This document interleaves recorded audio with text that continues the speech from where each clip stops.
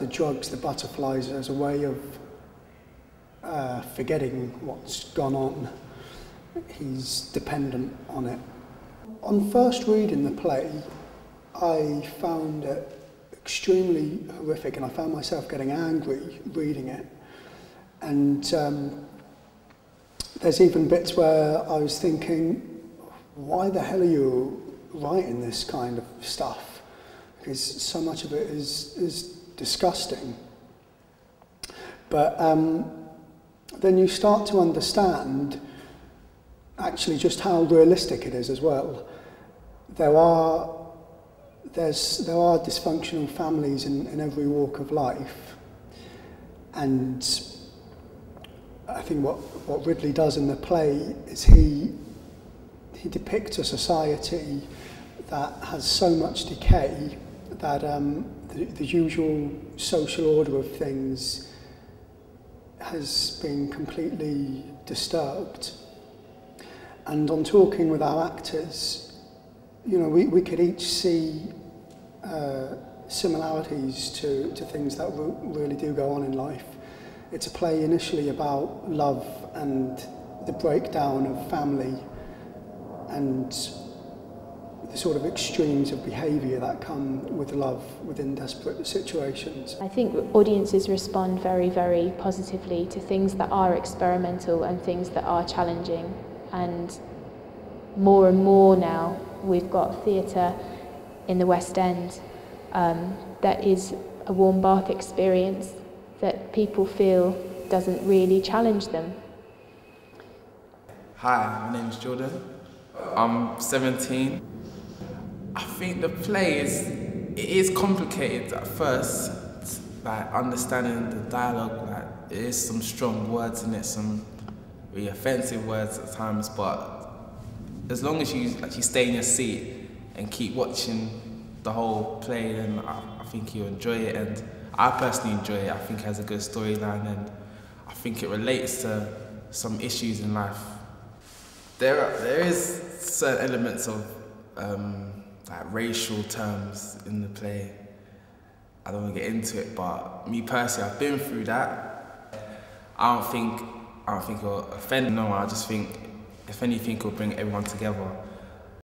I hope this play makes them feel free when they walk out the show and realise that there's no need to stereotype or no need to discriminate people for who they are, because we're all different people, all unique. And I think Lolo is especially unique in the play, and I hope people can relate to that.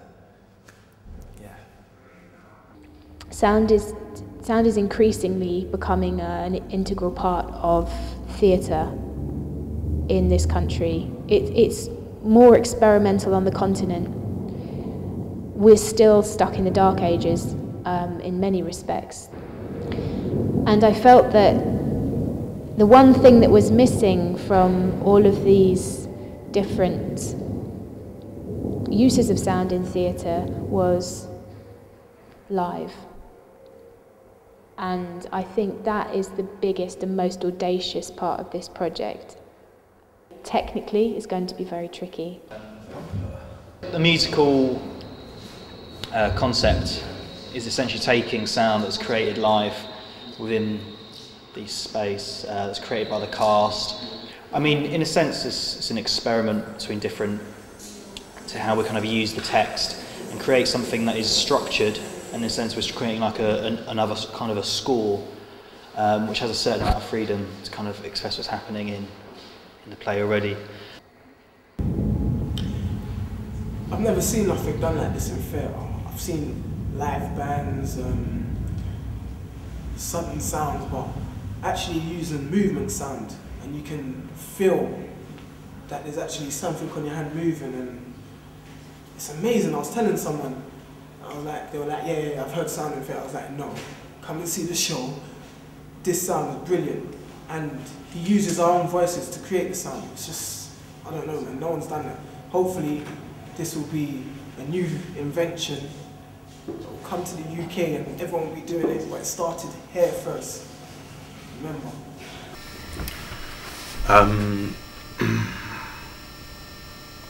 My favourite bit of the play is or one of them, is Elliot's speech towards the end. It's my favourite bit because its message is maybe the most relevant and to my experience of things. I think what Philip's getting at through the speech is the destructive, corrosive, damaging effect of drugs on society. And this sort of, when I first read it, sort of rang true with my experience of things, as I've had various friends and family members whose lives, or at least a portion of their lives, have been tarnished and misshapen by the use of drugs. So I can see what he's getting at.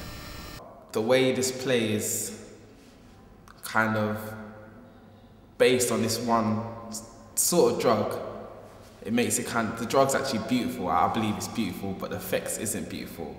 So I think, yeah, it pretty much shows into real life that how drugs can be a bad effect on you. And if you don't take drugs, you're fine really, your mind's focused, and yeah, people will actually look up to you, because in the play, Elliot, people do look up to Elliot and obey Elliot. And also Lola, who doesn't take drugs as well, which is me, and I don't take drugs. Yeah.